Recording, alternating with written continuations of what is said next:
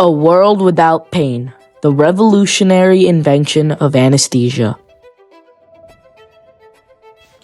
Throughout this documentary, I will prove my thesis. The invention of anesthesia on October 16, 1846 by William T.G. Morton revolutionized medicine by making surgery painless. Although it was met with some skepticism, it led to a plethora of reforms like more complex, safer forms of anesthesia. Before the invention of ether as an anesthetic agent, there were many other techniques to try to alleviate the pain of surgery, but none of them were very dependable and safe. Ancient Egyptian carvings dated back to 2500 BC show them using pressure on a patient's arm or leg as a form of local anesthesia, like the way that if you put pressure on your limbs, they fall asleep. Peruvian Incas would also produce anesthesia by chewing coca leaves while letting the saliva fall on the wound to help alleviate the pain while performing surgery in the mid-16th century. However, most of this story happens in the 1800s when, at the time, surgery was a very dangerous process where patients could feel the excruciating pain of getting cut into, and thus surgeons would have to be very quick and could not do major surgeries. This changed in 1844 when Horace Wells, a dentist from Hartford, Connecticut, noticed how nitrous oxide made a man feel no pain from an injury while under the effects of the gas. So he began experimenting with it. First, he arranged to have his own wisdom tooth taken out, a very painful surgery.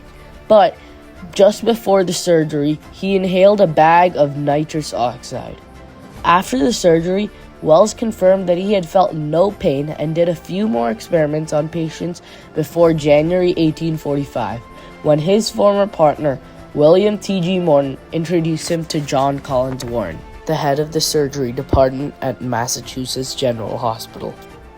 Warren arranged for Wells to present his findings to a group of Harvard medical students. On the day of the presentation, Wells had one of Warren's students inhale nitrous oxide and have his tooth removed. Everything was going well at first, as he seemed to feel nothing. But a few minutes after starting, he started groaning, and the crowd turned on Wells and denounced him as a humbug. After seeing his former partner fail in his demonstration less than a year ago, William T.G. Morton knew that continuing to experiment with nitrous oxide would not help in his quest to revolutionize surgery. So he thought back to a lecture he had taken a year earlier at Harvard on how sulfuric ether could make a person unconscious and decided to pursue it. He would buy bottles of it from his chemist and began observing the impact of inhaling its fumes on himself and on many pets. What he found was that it made them unconscious and also immune to pain. When he was eventually satisfied with his experiments, he would use ether on his dental clients. He would also importantly create a mask to control the amount of ether that was inhaled, unlike Wells. This made it much more reliable, and he arranged once more with John Collins Warren to show his findings in a surgical amphitheater in the Massachusetts General Hospital.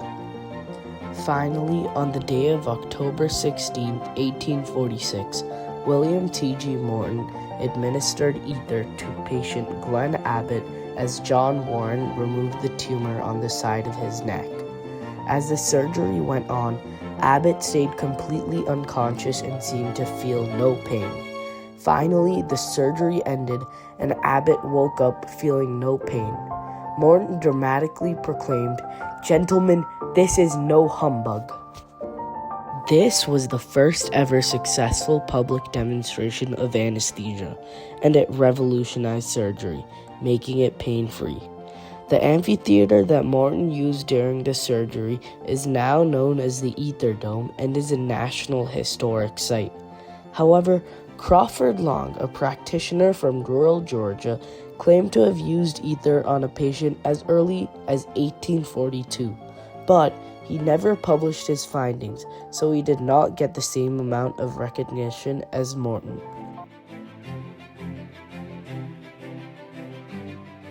After a major discovery like this, most people were optimistic about the idea of surgery without pain. However, there were two major reactions to the use of ether in the first few decades of anesthesia. The first reaction was the invention of chloroform. Created by Scottish obstetrician James Young Simpson in reaction to the success of ether, chloroform was much safer than ether as it worked much quicker and was much less flammable than ether. Thus, chloroform started being used much more than ether. In reaction to this discovery, during the Civil War, the U.S. Army started issuing chloroform instead of ether despite both being readily available.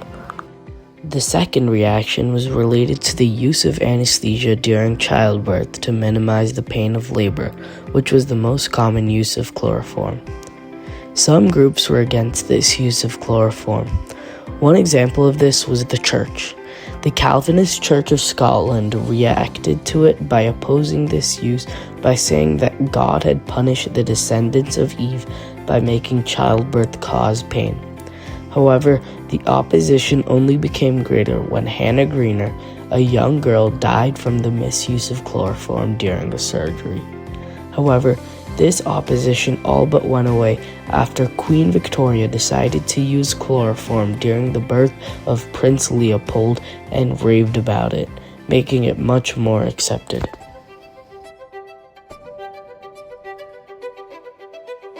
To take us through the further advancements and reforms in anesthesia, I interviewed Dr. Anjali Alapalli, Associate Professor of Anesthesiology at St. John's Medical College.